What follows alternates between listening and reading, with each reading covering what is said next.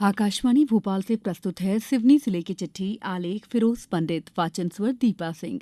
सिवनी में लोकसभा निर्वाचन के अंतर्गत प्रथम चरण में 19 अप्रैल को शांतिपूर्ण मतदान संपन्न हुआ। महिला, पुरुष, युवा, बुजुर्ग सहित दिव्यांग मतदाताओं ने बढ़ चढ़कर लोकतंत्र के इस महापर्व में अपनी सहभागिता दर्ज कराई। जिले के सभी 1407 मतदान केंद्रों में बड़ी संख्या में मतदाताओं ने अपनी उपस्थिति दर्ज कराई। सभी के द्वारा अपने मताधिकार का उपयोग कर अन्य व्यक्तियों को भी प्रेरित किया गया। सिवनी में लोकतंत्र के महापर्व में बुजुर्गों और दिव्यांग मतदाताओं की उपस्थिति विशेष रूप से उल्लेखनीय रही। 9 मतदाताओं द्वारा मतदान करने के उपरांत सेल्फी बूथ में सेल्फी लेकर अन्य युवाओं को भी प्रेरणा देने का कार्य किया गया। सुव्यवस्थित और शांतिपूर्ण रूप से मतदान संपन्न करवाने के लिए 6,253 मतदान कर्मियों के साथ साथ 4,803 सुरक्षाकर्मी, 153 सेक्टर अधिकारी और 20 जोनल अधिकारी तैनात थे।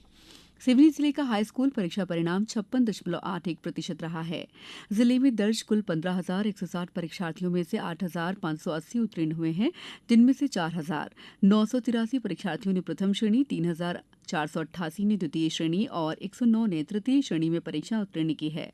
वहीं 2,111 परीक्षार्थियों को पूरक परीक्षा देनी होगी।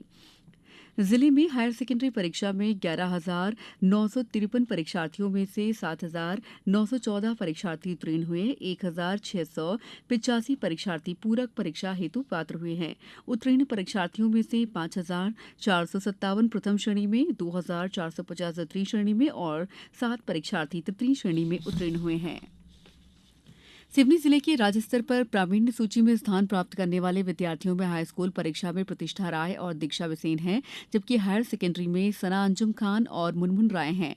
इन सभी विद्यार्थियों का कलेक्टर क्षितिज सिंघल ने कलेक्ट्रेट सभाकक्ष में आयोजित कार्यक्रम में स्मृति चिन्ह और पुष्पगुच्छ देकर सम्मानित किया।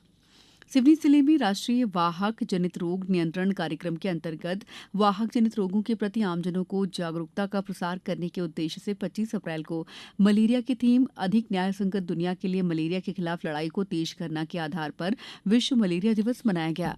इस अवसर पर आमजन में मलेरिया के प्रति जागरूकता का प्रसार करने के उद्देश्य से जिला अस्पताल परिसर से मलेरिया जनजागरूकता रैली निकालकर आमजनों को जागरूक किया गया। जिले के अलग अलग क्षेत्रों में इस बीच सड़क दुर्घटनाओं से अत्यधिक मौतें हुई हैं। मार्च माह के दूसरे सप्ताह में अब तक अलग अलग 21 सड़क दुर्घटना में 23 लोगों की मौत हुई और 47 घायल हुए। पुलिस ने सभी मामलों में मर्ग कायम कर तफ्तीश शुरू की। सिवनी में 14 अप्रैल को अम्बेडकर जयंती मनाई गई। इस अवसर पर शिवानी साहित्यिक मंच में एक विचार गोष्ठी का आयोजन किया गया, जिसमें लोगों ने शामिल होकर बाबा साहब अम्बेडकर के जीवन पर प्रकाश डाला।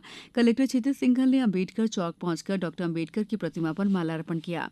सिवनी में वर्षा ऋतु के दौरान हुई जबरदस्त बारिश होने से इस बार जमीन का भूजल स्तर बढ़ जाने से इस बार रबी फसल का उत्पादन बेहतर रहा है।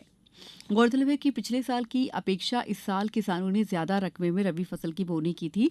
पिछले साल सिवनी जिले में 2,62,000 एकड़ में गेहूं बोई गई थी, जो इस समय लगभग 2,65,000 एकड़ से अधिक में बोनी हुई है। चना मसूर सहित दलहन फसलें भी इस बार 69,000 एकड़ से अधिक में बोई गई हैं। सिवनी में तेज धूप के कारण गर्मी बढ़ गई है, जहां दिन में 40 डिग्री के आसपास अधिकतम तापमान पहुंच गया है।